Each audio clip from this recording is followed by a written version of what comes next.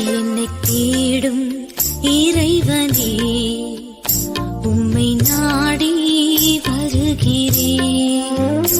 என்னை தேடும் இறைவனே, உம்மை நாடி வருகிறேன். ஆகஸ்ட் 24ஆம் நாள்.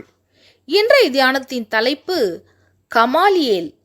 வாசிக்க வேண்டிய திருமறை பகுதி அப்போஸ்தலர் 5வது அதிகாரம் 30 முதல் 42 வசனங்கள் முடிய.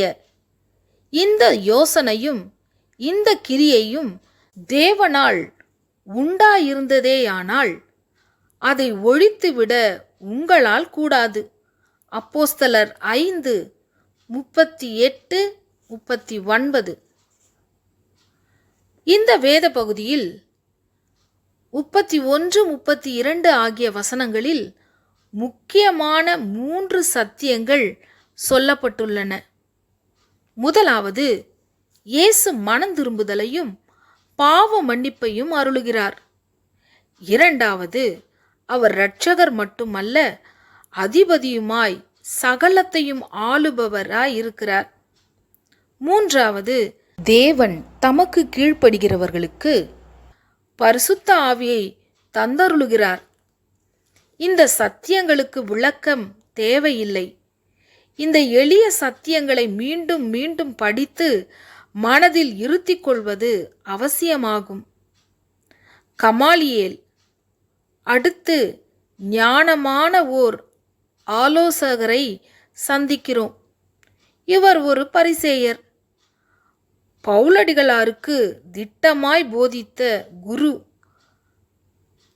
ஒரு இக்கட்டான வேளையில் இந்த கமாலியேல் மிகுந்த புத்திசாலித்தனமாய் செயல்படுகிறார்.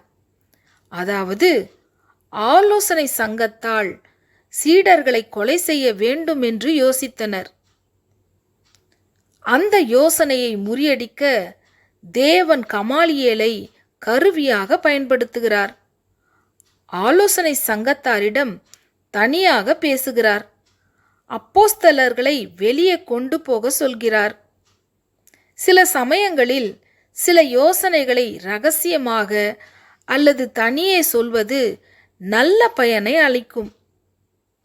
இந்த சீடர்களின் போதனையும் செயற்பாடுகளும் தேவனால் உண்டாயிருந்ததானால் அதை எதிர்ப்பது தேவனோடு போர் செய்வதாகும். அதை தவிர்ப்பது அவசியம். தேவனை எதிர்த்து நிற்க ஆலோசனை சங்கத்தார் விரும்ப மாட்டார்கள். ஆனால் சீடர்களின் போதனை தேவனால் உண்டானதா இல்லையா என்பதை எப்படி அறிவது? முன்னுதாரணங்கள். தெயுதாஸ், யூதாஸ் என்ற இருவர் தங்களை தலைவர்களாக்கிக் கொண்டு ஜனங்களை பின்பற்றும்படி இழுத்தனர். ஆனால் அவர்களுடைய மரணத்துக்கு பின் அவர்களை நம்பி பின்பற்றியவர்கள் சிதறடிக்கப்பட்டு ஒன்றுமில்லாமற் போனார்கள். மனுஷரால் உண்டான போதனை மற்றும் இயக்கங்களின் கதி இதுதான். இப்படி 2 எடுத்துக்காட்டுகளை சொல்லி ஆலோசனை சங்கத்தாரின் உள்ளங்களை ஆயத்தப்படுத்துகிறார். இந்த போதனை தேவனால் உண்டாயிருந்தது என்றால் நீங்கள் தேவனோடு போர் செய்கிறீர்கள் என்று எச்சரித்தார். நிலைமை சுமூகமாய் மாறிப்போனது. புத்தி சொல்ல அதிபுத்திசாலிகளான ஞானமுள்ள தலைவர்கள் தேவை. புத்தி சொல்ல அதிபுத்திசாலிகளான ஞானமுள்ள தலைவர்கள் தேவை.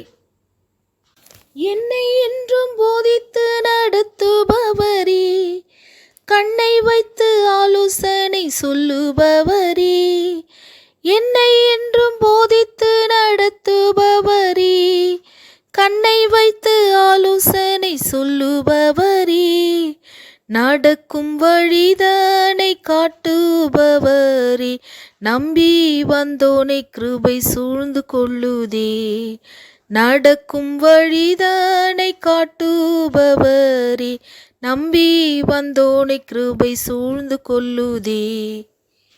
ஜெபம். இறைவா, நாங்கள் தீமை செய்யாதபடி எங்களை தடுக்க நல்ல தலைவர்களை தாரும். ஆமேன்.